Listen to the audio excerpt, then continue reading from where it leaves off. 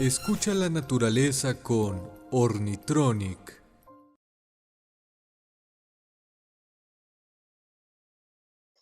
Bueno, siempre me gusta empezar mis charlas hablando sobre la grandiosidad de este grupo que a mí me encanta, ¿no? ¿Por qué trabajo con murciélagos?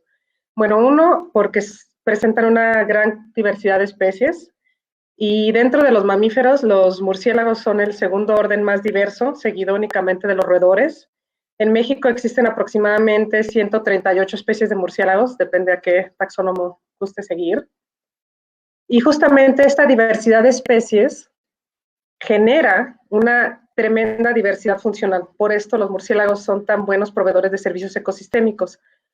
Dentro del orden de los quirópteros podemos encontrar, por ejemplo, murciélagos que se alimentan de frutas, que son excelentes dispersores de semillas y ayudan a la regeneración de los bosques.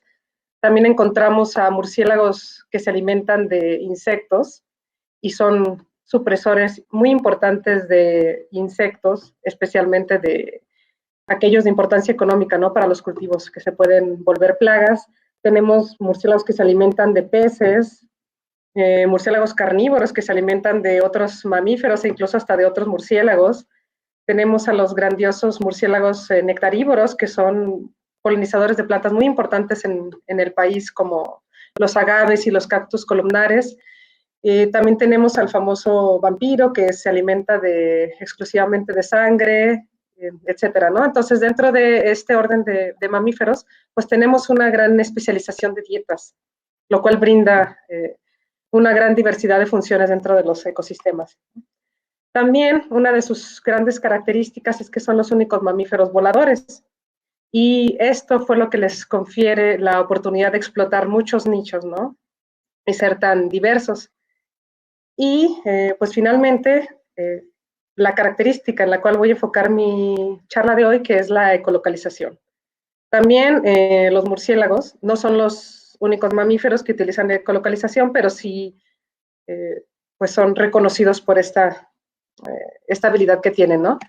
La ecolocalización es como un radar y funciona a través de ondas de sonido. Entonces aquí, por ejemplo, en esta imagen podemos ver cómo se compara la ecolocalización de los murciélagos con las de otros mamíferos que utilizan también ecolocalización, como los delfines.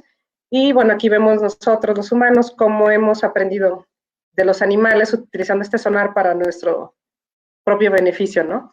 Entonces, la ecolocalización funciona de tal manera que los animales emiten sonido que viaja a través del aire, haciendo presión del aire, y rebota en los objetos, y al momento de rebotar, pues les transmite cierta información de estos objetos.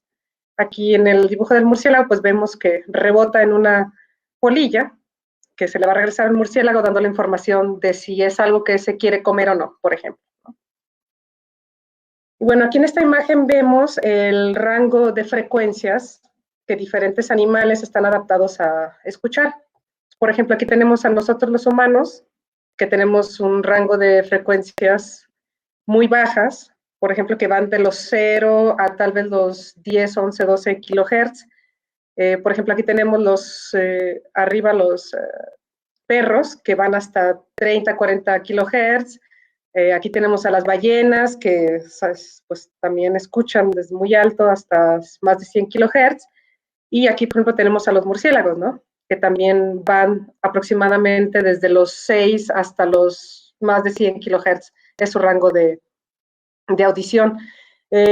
Los únicos grupos que superan esta grandiosidad en el espectro de sonido de los murciélagos, por ejemplo, aquí están los delfines, que ellos alcanzan a escuchar hasta más de 150 kilohertz en frecuencias, ¿no?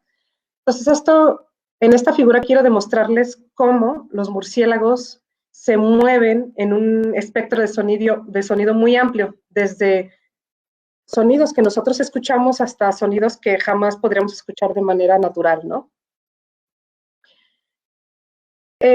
La ecolocalización en los murciélagos cumple 3 grandes funciones. Uno, les ayuda a ubicar su alimento, ya sean insectos, plantas, frutas u otros animales.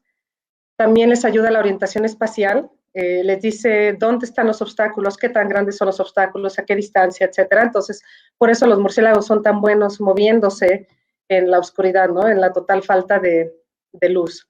Y también existen unos llamados muy especiales que se les llama llamados sociales, que también confieren una función de comunicación dentro de la misma especie y entre especies.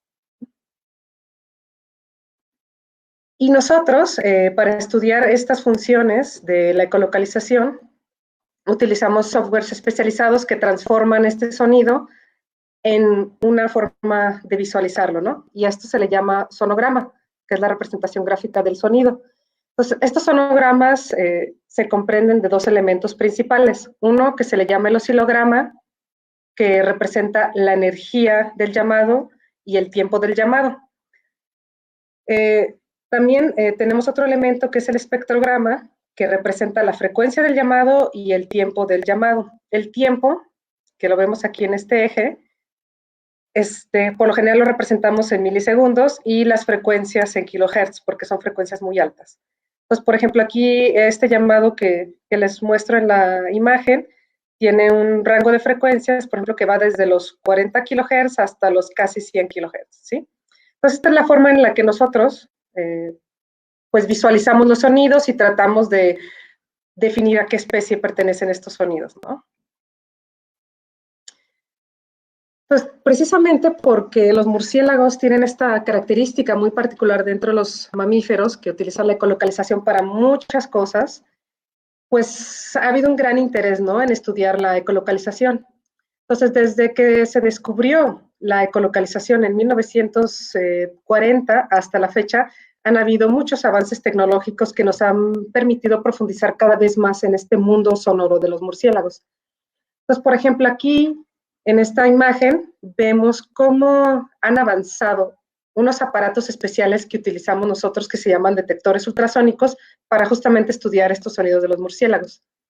Aquí en la figura A, por ejemplo, vemos uno de los primeros detectores que se crearon en 1938, que se llama el Pure Sonic Detector, que solo grababa en sonido heterodino. Para los que no están familiarizados con los tipos de transformaciones que hacen los detectores, pues heterodino era un sistema electrónico analógico, muy simple, que solo te permitía escuchar rangos de frecuencias muy estrechos, o sea, 2 o 3 frecuencias al mismo tiempo, ¿no? Pero bueno, ya fue un avance y gracias a este detector se permitió entender que los murciélagos utilizaban sonidos ultrasónicos, ¿no?, de frecuencias muy altas. Después aquí en el B tenemos la creación en 1960 del Holgate Ultrasonic Receiver, que fue el primer detector comercial heterodino. Entonces, la creación de este detector pues ya abrió la pauta a que otros investigadores pues compraran este detector y también pudiesen hacer estudios en otras regiones, ¿no? Entonces ya se fue ampliando la oportunidad de generar más información al respecto. Después, el otro gran paso que se dio fue en 1991 con el famoso detector D980 de la compañía sueca Peterson. El gran avance que se dio aquí es que fue el primer detector que grabó una gran fidelidad de sonido. Entonces ya dimos el gran salto de lo analógico a lo digital y fuimos capaces de escuchar, o más bien no de escuchar, más bien de ver los sonidos de los murciélagos con una fidelidad muy alta, ¿sí? Después, en los años 2000, surgen los famosos detectores de grabación pasiva. Estos detectores están diseñados para su uso rudo en el campo, entonces esto ya abrió la posibilidad de que nosotros podemos dejar los detectores en el campo grabando por mucho tiempo sin supervisión. Esto fue muy útil porque abrió la posibilidad de tener de grabar murciélagos en áreas muy amplias y por mucho tiempo sin necesidad de supervisión humana. Entonces, una persona puede ir al campo y puede poner 10, 40 o 100 detectores, lo que le alcance el bolsillo, solito, ¿no? No se necesitan 10 o 20 personas operando los detectores al mismo tiempo.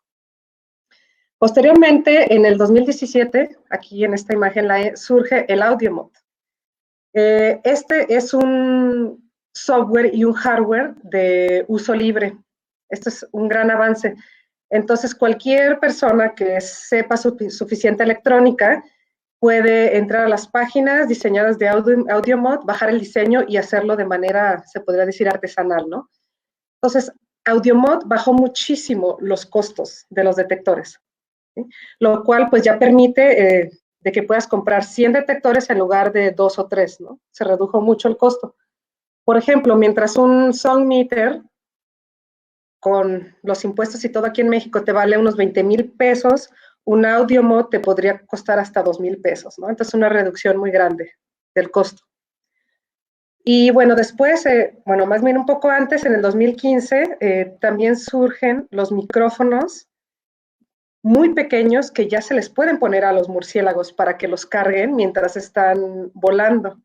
Entonces, también esto nos abrió un panorama muy grande para saber exactamente qué está haciendo el murciélago cargando el micrófono, ¿no? Este se le llama el pipistrel. Fue creado en un laboratorio del doctor Yossi Jovel en Israel, ¿sí? Entonces, aquí, con esta imagen, podemos ver cuánto hemos avanzado en la tecnología para estudiar los sonidos de los murciélagos. Y pues esto nos ha abierto una gran posibilidad de aplicaciones en la bioacústica de murciélagos. El más clásico es incrementar inventarios, ¿sí? Y aquí en esta diapositiva pues les muestro un trabajo que se ha hecho clásico en México, que compara la efectividad entre los detectores ultrasónicos y el método tradicional de estudio de los murciélagos, que son las redes, ¿no?, de niebla. Entonces aquí en este trabajo, está muy bonito, les recomiendo que lo lean, demuestra que el uso de ambos métodos, el acústico y el de las redes, pues son los métodos más efectivos porque tienen una mayor representatividad de las especies en el medio. También ellos concluyen que los métodos de captura, que son las redes, fallaron en muestrar el 30% de la quiropterofauna en la zona que fue Yucatán, y también demostraron que los insectívoros aéreos solo fueron muestreados por el método acústico. Entonces, estos trabajos nos empiezan a demostrar que los métodos acústicos son efectivos para ciertos grupos de especies que quedaron rezagados en el pasado, que solamente se utilizaban las redes de niebla, ¿no? Entonces, esto nos ayuda a entender mejor cómo son los ensamblajes de los murciélagos, insectívoros aéreos y los famosos filostómidos en las zonas, ¿no?, que trabajamos. Y bueno, también aquí les presento otro trabajo que fue diseñado para demostrar cómo las redes de niebla, que es el método tradicional, fallan, ¿no?, en identificar muchas especies en el ambiente. Y bueno, aquí en este trabajo ellos utilizaron video y grabaron, por ejemplo, 2,523 pases de murciélagos, mientras que en las redes de niebla que pusieron ahí mismo, las redes de niebla fueron capaces únicamente de mostrar el 5% de los murciélagos que utilizaban el espacio aéreo. Entonces, este trabajo realmente fue impactante porque demuestra la baja efectividad de las redes de niebla para representar la actividad de los murciélagos en un ambiente, ¿no? Otro uso que se le ha dado a la bioacústica de los murciélagos es que ha ayudado a descubrir nuevas especies. Este es un trabajo realizado en Inglaterra, donde años antes se creía que solo existía una especie de pipistrelo, pero un análisis muy detallado de las grabaciones que se habían hecho en ese país, se dieron cuenta de que había pulsos muy raros que no entraban dentro de la descripción de los pulsos de esta especie. Entonces, gracias a esto, se dieron cuenta de que realmente existían dos especies de pipistrelos muy crípticos que de manera morfológica no se podían separar, ¿no? Pero gracias a la acústica sí se logró. Sí se pueden separar muy, muy bien, ¿no? Aquí lo vemos. Muy diferentes los pulsos. Bueno, también otro estudio que salió recientemente fue en Brasil, en una reserva, donde hicieron grabaciones acústicas de la familia Embalonuridae, y al hacer análisis multivariado, se dieron cuenta de que aquí, donde estoy señalando, existía un grupo de llamados muy diferentes a las otras especies de embalonúridos que se tenían ya descritos en el país. Entonces, ellos concluyen que existe una especie diferente de la especie del género Sacopteryx en esta zona, ¿no? Todavía no se ha confirmado porque obviamente se tiene que tratar de capturar al individuo para hacer estudios morfológicos y genéticos, ¿no? Pero esto ya nos ayuda o nos llama la atención de que hay algo diferente, ¿no? Entonces hace falta más exploración aquí. También se puede utilizar la bioacústica para estudios de comportamiento, que son los famosos llamados sociales. Aquí podemos ver una visualización de los diferentes llamados sociales, ¿no? que los murciélagos emiten. Entonces también, gracias a la creación de esta tecnología de detectores, pues hemos entrado un poco más para tratar de entender cómo los murciélagos se comunican a través de los sonidos, ¿no? También una aplicación muy usada es cómo los murciélagos hacen el uso del hábitat a través de la ecolocalización. Y aquí solo les muestro un ejemplo, existen miles o casi yo diría millones de trabajos al respecto. Y este trabajo se hizo en la península de Yucatán y querían determinar si los murciélagos utilizaban más los cenotes o zonas con pastizales o el interior de bosque, ¿no? Entonces aquí en esta gráfica podemos ver que gracias a los estudios acústicos se demostró que zonas con cenotes, o sea, con agua, pues tenían una mayor actividad de murciélagos.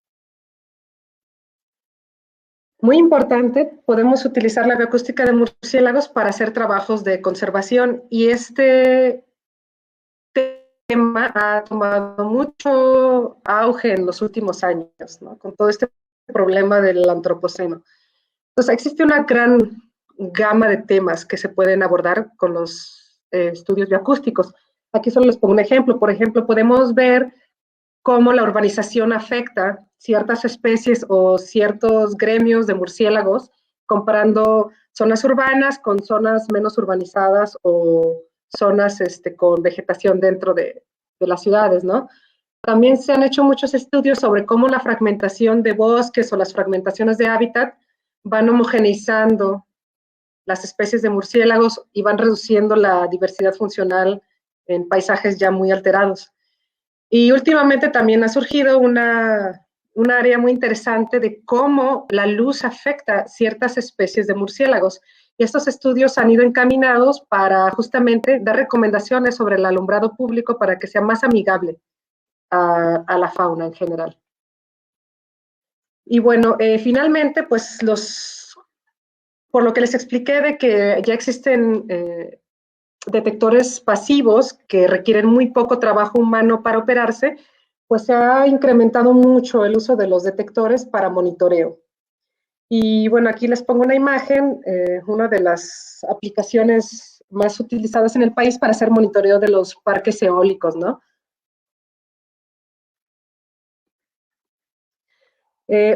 También otra aplicación que no tenemos que dejar de lado es la ciencia ciudadana. Ya existen detectores muy prácticos que puedes simplemente conectar a un celular y puedes salir a ver, a visualizar y a escuchar los sonidos de los murciélagos que hay en tu comunidad, ¿no? Entonces aquí les presento uno de los programas de monitoreo de murciélagos basado en ciencia ciudadana más famoso a nivel mundial que se llama IBATS. Ellos empezaron hace más de 10 años con este sistema de monitoreo basado en ciudadanos que han recolectado muchísimos datos, aquí vemos en esta imagen, por toda Europa, algunos lugares de Asia y de Norteamérica, ¿no? Entonces sería muy interesante que conforme se siguen dando estos avances podamos establecer también un programa, ¿no?, de monitoreo de ciencia ciudadana aquí en México. Y bueno, enorme gama de aplicación de los trabajos acústicos, pues también nos han demostrado que hay muchísimos retos que todavía no somos capaces de solventar en la bioacústica de los murciélagos. Y aquí, pues yo les voy a platicar de los 4 retos más grandes con los que nos hemos encontrado. El reto 1 es la similitud de llamados entre los murciélagos. La plasticidad y la variación que existe en estos llamados, una gran falta de material de referencia y también los acercamientos metodológicos que hemos utilizado para la identificación de especies. Bueno, sobre el reto 1, la similitud de llamados, tenemos que entender primero que la ecolocalización evolucionó en los murciélagos por razones sensoriales, no para darles a los murciélagos una identidad de especies.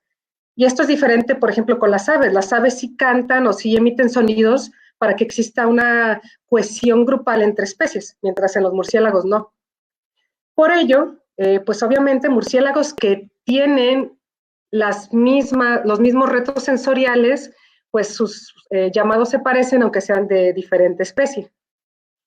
Y aquí les presento un mapa que hicieron una estudiante de University College London, que se dio la tarea de medir diferentes parámetros de los sonidos de los murciélagos, creó un índice de similitud entre llamados para dar recomendaciones de en qué zonas sí sería como fácil separar las especies que hay a través de sus llamados y en qué zonas sería más difícil debido a que las especies se parecen mucho entre ellas en cuestión de sonido.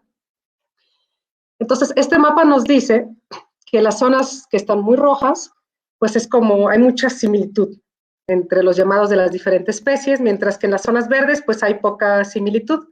Pues aquí podemos ver, por ejemplo, prácticamente todo el neotrópico que está en rojo, ¿no?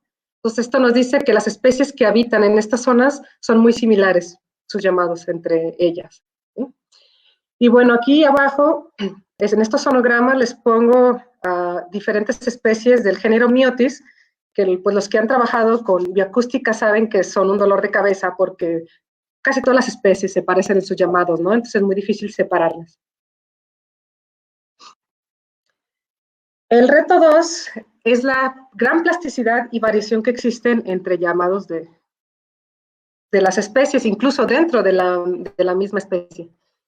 Existen ya muchos trabajos que se han hecho, que han demostrado que una misma especie, incluso un mismo individuo, puede modificar sus llamados dependiendo de diferencias anatómicas, si un individuo es más grande que otro o una especie es más grande que otra, la geografía. Se han demostrado que hay incluso como dialectos entre los murciélagos, dependiendo del sexo, de la edad y muchas otras cosas, ¿no? Y también pueden modificar sus llamados dependiendo del hábitat en el que están forrajeando o volando. O sea, no es lo mismo que esté un murciélago en una zona abierta como un pastizal o un murciélago volando dentro de una selva con muchísima vegetación, ¿no? Aquí les muestro una variación que existe entre las especies. Esta es una gráfica que a mí me encanta, que compara las diferentes formas de los llamados dentro de la familia Emballonuridae. Entonces, pues podríamos decir que a nivel familia, pues sí existe una similitud en la forma de los llamados, ¿no? Entonces, a nivel familia, pues sí es fácil identificar los sonidos de los murciélagos. Pero ya cuando entramos a detalles entre las especies, pues ya es un poquito más difícil separar un llamado de otro, ¿no? Entonces, aquí podemos visualizar la variación interespecífica que existe dentro de esta familia, que es Emballonuridae. Aquí les muestro también otra figura que muestra la gran variación interespecífica que existe en la familia Molosidae, que son los murciélagos de cola libre, ¿sí? Entonces también podemos ver, existe una gran variación entre las diferentes formas de los llamados, las frecuencias en las que ecolocalizan y la duración en los tiempos, ¿sí? Pero dentro de esta gran variación entre especies tenemos variación en los individuos dentro de esas especies, y esto lo llamamos la variación intraespecífica. Y esta variación intraespecífica es muy marcada, como les había platicado, dependiendo del hábitat en el que el murciélago está forrajeando. Entonces, en esta figura podemos ver cómo un solo individuo puede cambiar la forma de su llamado dependiendo si está forrajeando en un paisaje con vegetación cerrada, cómo lo va modificando si cambia a un paisaje totalmente abierto donde no haya obstáculos, ¿no? Entonces, ustedes se pueden imaginar si tienen que analizar los pulsos por separado pues podríamos incluso identificar especies completamente diferentes, ¿no? Siendo que es la misma especie. Entonces, justamente esta gran variación que un solo murciélago puede hacer es un verdadero dolor de cabeza al momento de llegar a una identificación a nivel de especie, ¿no? Usando estos llamados. También los murciélagos pueden variar sus sonidos si es que están volando con muchos conespecíficos. Y esto lo hacen para que el rebote de sus ecos no se sobrelape con los ecos de otros individuos que están forrajeando de la misma especie en la misma zona, ¿no? Entonces aquí vemos, por ejemplo, qué tan diferente la especie Tadarida brasiliensis puede modificar sus pulsos simplemente porque hay otros Tadaridas volando en la zona. Pues esto también es un gran problema al momento de identificar a nivel especie. El tercer reto es la gran falta de material de referencia. Y aquí les muestro otros mapas, que es la continuación del anterior que les mostraba sobre la similitud de llamados. Aquí en el mapa de arriba muestra la cobertura que en su momento, que fue en el 2012, existía sobre el material de referencia de murciélagos. Lo que está en rojo quiere decir que hay muy buena cobertura, lo que está en verde quiere decir que hay muy mala cobertura de material de referencia. Entonces, si nosotros juntamos esto, que es la falta de material de referencia con la dificultad de, no, perdón, con la similitud de llamados, se genera un índice sobre el potencial acústico de identificación a nivel de especie en cada país. Entonces, las zonas rojas, según este autor, Walters, significa que son zonas que tienen mucho potencial para identificar los murciélagos a nivel especie, mientras que las zonas verdes tienen muy poco potencial. Entonces, por ejemplo, aquí vemos a México, Centroamérica, Sudamérica, que según este autor tiene muy poco potencial de identificación de especies a nivel acústico. Y esto es debido a la falta de material, a la gran diversidad de especies que tenemos y que realmente las especies en sus llamados se parecen muchísimo, ¿sí? Y bueno, aquí también hicieron en este trabajo un análisis de cuántas bibliotecas acústicas de referencia existían para murciélagos y son realmente muy pocas, ¿no? Si comparamos lo que había en el 2012 a lo que existe hoy en el 2020, 8 años después, no ha cambiado mucho, ¿sí? Entonces sigue existiendo una gran falta de material. Y finalmente, el reto 4 es justamente los métodos que utilizamos para identificar especies. Entonces, no sé si escuchan.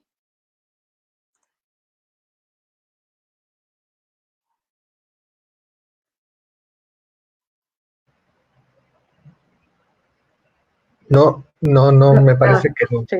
Bueno, Charles, No. les debo el audio. Bueno, aquí lo que les quiero mostrar es la gran diversidad y la complejidad que existe en los llamados de los murciélagos. Pues no lo vamos a poder escuchar, pero por lo menos visualmente pueden ver, por ejemplo, aquí este llamado de Eumopsis underwoodi, que es este animalito que vemos en la foto, los llamados de Anthrosus pallidus, aquí, qué tan diferentes son, ¿no? En forma, en frecuencias y en las duraciones de los llamados.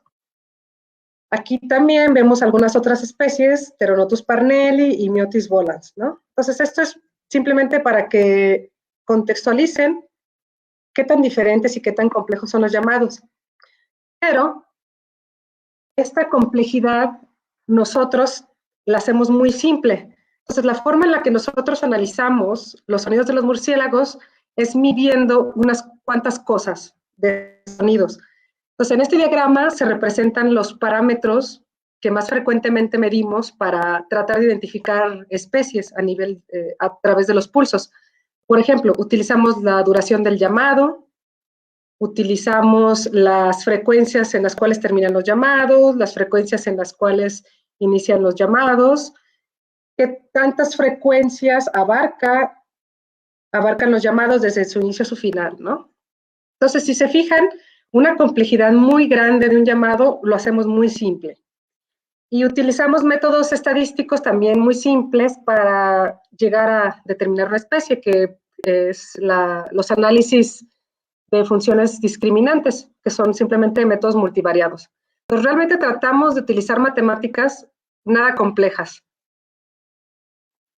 Pues justamente, un grupo de científicos aquí en México, viendo estos retos que tenemos para avanzar la bioacústica en México, pues nos hemos dado la tarea de tratar de solventar alguno de estos problemas, ¿no? Pues aquí les presento un trabajo del 2016 que fue como el primer intento a nivel nacional de ensamblar una biblioteca acústica de murciélagos. En este trabajo se logró recabar material del 69% de las especies que hay en México. Se utilizó un método más avanzado de análisis acústico, que es una identificación por algoritmos de aprendizaje automatizado llamado Random Forest, y se logró hacer una precisión en la clasificación del 66 al 72% de precisión, ¿no? Entonces aquí podemos ver en este mapa todas las localidades de las cuales se recabó material, que fue pues un esfuerzo gigantesco, ¿no? Y bueno, también aquí se utilizaron datos de otros países porque de todas formas pues no había suficiente material en México, ¿no? Entonces, este trabajo más otras reuniones en congresos y todo, nos llevó a concluir que realmente para que se pudiese avanzar la bioacústica en México necesitábamos crear una biblioteca acústica de referencia lo más amplia posible. Y gracias a esto, pues se creó el proyecto que se denominó Sonosots, gracias a la colaboración de muchísimos investigadores, al apoyo económico de la CONABIO y a la organización de la Asociación Mexicana de Mastozoología, ¿sí? Entonces, ¿cuáles fueron los objetivos de esta biblioteca? Uno, desarrollar un protocolo estandarizado para grabar los llamados de colocalización de los murciélagos para ser utilizados como material de referencia para la identificación acústica, crear la primera biblioteca de llamados de colocalización en un país megadiverso. Esto no se había hecho realmente antes en casi en ningún país del mundo. También el objetivo es crear una plataforma en línea de uso libre para subir y compartir llamados de murciélagos a nivel mundial, y que esto nos ayude a generar una línea base para desarrollos de estudios y monitores acústicos, y no solo en México, sino en toda Latinoamérica, y también comparar diferentes técnicas de grabación, como son la liberación de mano, en tirolesa, y también ver la variación geográfica entre los llamados de las diferentes especies, entre sexos, edades, etcétera, ¿no? Tener un análisis mucho más profundo de esta plasticidad. ¿Cómo hicimos esto? Bueno, realmente es un proyecto que tiene muchos años y pues todavía no se termina. Nosotros desarrollamos a través de varios talleres interactivos un protocolo estándar que todos los que quisimos participar pues tuvimos que seguir. Se utilizó en todo el muestreo un detector de Avisoft, aquí lo podemos ver. Pues el objetivo es que todos usáramos el mismo detector y siguiéramos los mismos métodos de grabación. En esta foto, en esta imagen más bien, les muestro que nosotros diseñamos un protocolo con etiquetado de muestras que nos daban información sobre la localidad de colecta, la fecha de colecta y todo, lo hicimos muy organizado, justamente para que fuera muy fiel la información, ¿no? Tenemos información sobre los ejemplares capturados, tenemos información de tejido, porque casi todos los animales que capturamos les extrajimos tejido de manera amigable, que no se tuvieron que sacrificar los animales, les tomamos fotografías, se hicieron notas de voz indicando exactamente las condiciones que se grabaron. Todas las grabaciones tienen una identificación única, y también se hicieron monitoreos acústicos en las zonas donde fuimos a muestrear de los murciélagos que estaban volando, ¿no? en vuelo libre. También existen datos ambientales y hojas y diarios de campo muy detallados, ¿sí? Entonces, si se fijan, fue un esfuerzo muy grande donde tratamos de tener toda la información posible y lo mejor organizada posible para que todo el mundo lo pueda utilizar de manera fácil y confiable. Después de diseñar el protocolo que se iba a seguir, hicimos muchos talleres de entrenamiento en todo el país, donde voluntarios asistieron a estos talleres y nosotros les explicamos el protocolo, los entrenamos en lo básico de la acústica de murciélagos para incrementar la fiabilidad, ¿no?, de los datos. Entonces, hubo muchísimo interés, fue realmente muy bonito porque muchísimas personas se unieron a este grupo, ¿no?, de trabajo. Y bueno, aquí es una foto tratando de representar muy poco con todo lo que implicó, ¿no?, este proyecto. Las diferentes zonas donde fuimos a muestrear, a cuevas, fuimos a mostrar a zonas arqueológicas, a cenotes, a casas, a piscinas, a zonas desérticas, zonas tropicales. Entonces, realmente hubo una representatividad gigantesca, ¿no? Geográfica y de ambientes. Y bueno, ¿cuáles fueron los resultados de este proyecto? Realmente fue muy enriquecedor. Participaron aproximadamente 174 personas a nivel nacional. Se visitaron 183 sitios de colecta en 27 estados. Tenemos 2.032 grabaciones de 1.657 individuos. Logramos representar 68 especies en este material, que es 63% de las especies en México, de 7 familias. Tenemos 1.045 muestras de tejido depositadas aquí en la colección del CIDIR Durango, y también existe una colección de fotografías asociadas a casi todos los ejemplares que grabamos. Y bueno, también hay una base de metadatos sobre los llamados de colocalización, una base muy detallada, ¿no? Aquí en esta imagen de México, lo que les quiero mostrar es toda la gran representatividad geográfica que tiene ya esta biblioteca Sonosots. Y los colores representan las diferentes ecorregiones definidas por Conavio. Entonces también tenemos una gran representatividad ambiental, lo cual es muy bueno por la plasticidad que existe, ¿no? De las especies en diferentes hábitats. Aquí es solo para mostrarles qué representatividad tuvieron las diferentes familias en el material que colectamos. La mayor representatividad la tuvo la familia Vespertilionidae, pero pues una buena razón para esto es porque justamente es la familia que tiene más especies de murciélagos insectívoros en México. Le sigue la familia Mormópide, después tenemos a la familia Molóside en representatividad, en Balonuridae. Y aquí, pues, Natálide, Noctilionidae y Filostomide estuvieron menormente representados.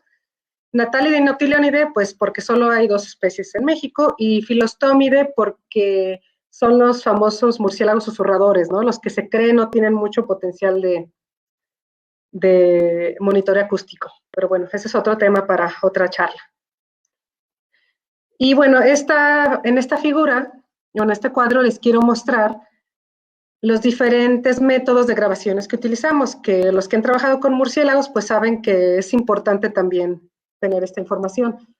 Algunos murciélagos se grabaron dentro de cuartos o laboratorios, otros se grabaron despegando de sustrato, algunos grabados en bolsa, despegando de mano, perchando o en la famosa tirolesa, ¿sí? Obviamente, para aplicar estos diferentes métodos de grabación, nosotros tuvimos mucho cuidado de conocer la ecología de las especies, porque no todas las especies se pueden grabar de la misma forma, ¿no? Y bueno, con este material, ¿qué sigue? Otro reto que nosotros queremos tratar de sortear es utilizar métodos mucho más sofisticados para analizar estos sonidos para llegar a identificación especie. Esto es algo que ahorita estamos desarrollando, que es utilizar una técnica que se le llama learning o aprendizaje profundo, que son algoritmos de aprendizaje automático muy complejos que admiten transformaciones no lineales de los datos. Entonces, al utilizar estos algoritmos tan especializados que se utilizan para el reconocimiento de voz o el reconocimiento de imágenes, esto nos permite movernos del paradigma de los parámetros del sonido, ¿no? ¿Cómo funcionan? Pues aquí en la imagen les represento más o menos cómo estamos trabajando esto. Toda la parte matemática tengo que mencionar que lo están haciendo gente súper genial y preparada de la Conavio, matemáticos. Entonces, ellos nos están ayudando a diseñar softwares donde nosotros, cada llamado, aquí lo pueden ver, nosotros lo delimitamos manualmente con una línea. Entonces, con esta línea, los algoritmos extraen mucha información del llamado, ¿no? Por ejemplo, aquí represento en esta figura todos los diferentes información o medidas que se pueden extraer, ¿no? de los llamados. Entonces, esto nos permite, aquí en esta figura, comparar geometrías entre los llamados, no solamente parámetros muy particulares, ¿no? Y bueno, aquí, por ejemplo, es otra representación visual, aquí en el lado derecho, cómo estos algoritmos traducen esta información geográfica aquí tan compleja, ¿no? A diferencia de estos parámetros tradicionales. Y bueno, con esto queremos explorar diferentes niveles jerárquicos para la clasificación, no solamente especie, también queremos trabajar a nivel familia, a nivel género, a nivel grupo funcional, ¿no? Para ver realmente qué fidelidad tenemos en diferentes acercamientos de clasificación de los sonidos. Y bueno, finalmente, también nosotros queremos saltarnos ese paradigma de que todos los datos se tienen que quedar en el escritorio de alguien. Entonces vamos a hacer toda esta información de Solosots de libre acceso a través de Conavio. Creo que los datos van a tener un embargo hasta finales del 2021 y ya realmente todo se va a liberar, fotografías, tejido, metadatos, etcétera, ¿no? Entonces, pues yo les pido que se mantengan al tanto, sigan la página de la Conavio. Todavía estamos trabajando en el diseño de la plataforma y pues la idea es que también se llegue a retroalimentar esto, que si ustedes tienen llamados útiles, los suban a Conavio, a la plataforma, y todos podamos realmente avanzar esto de la bioacústica de murciélagos a nivel mundial, ¿no? Y pues por mi parte sería todo. Muchas gracias.